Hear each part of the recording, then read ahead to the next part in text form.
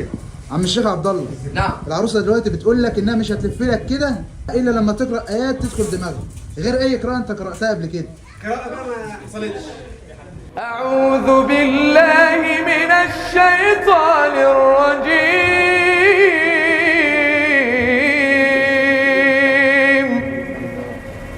بسم الله الرحمن الرحيم.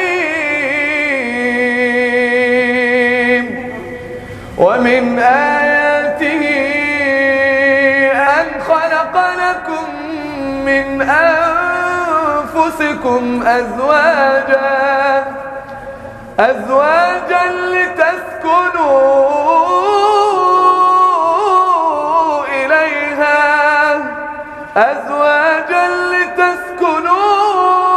لتسكنوا إليها وجعل بينكم مودة ورحمة إن في ذلك لآيات لقوم يتفكرون.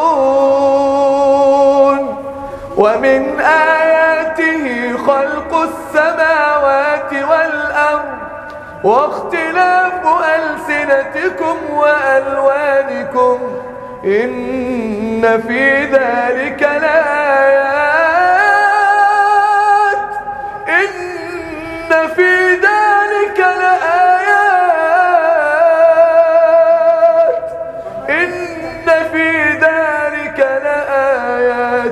للعالمين.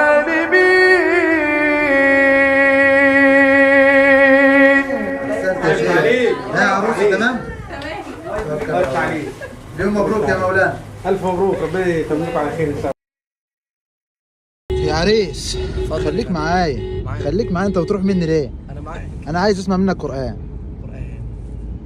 احنا لسه مطولين يا اسطى يعني. لسه مش اقل من نص ساعه الا ربع قبل ما نوصل ان شاء الله. بس حابب يعني انت قدام حابب إن شاء تسمع الله. ايه بقى؟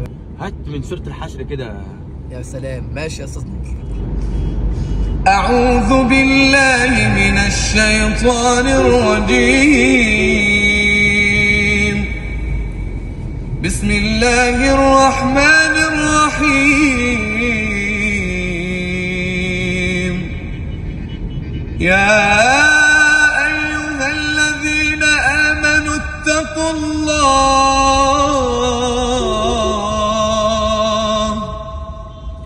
يا أيها الذين آمنوا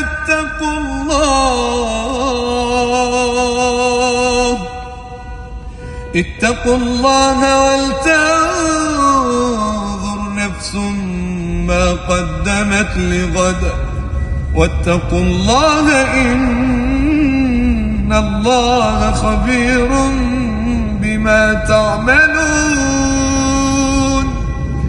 ولا تكونوا كالذين نسوا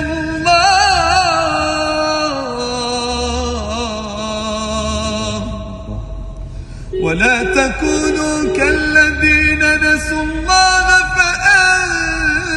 فأنساهم أنفسهم أولئك هم الفاسقون. لا يستوي أصحاب النار وأصحاب الجنة. أصحاب الجنة هم الفائزون. لو أنزلنا هذا القرآن على جبل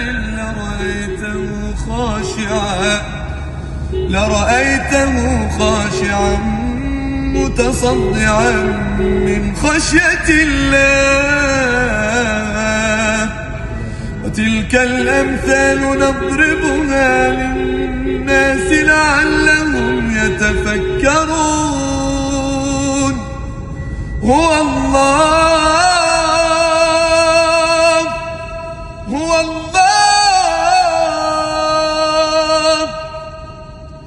الله الذي لا إله إلا هو عالم الغيب والشهادة. هو الرحمن الرحيم. هو الله الذي لا الملك القدوس السلام المؤمن المهيمن العزيز الجبار المتكبر سبحان الله عما يشركون هو الله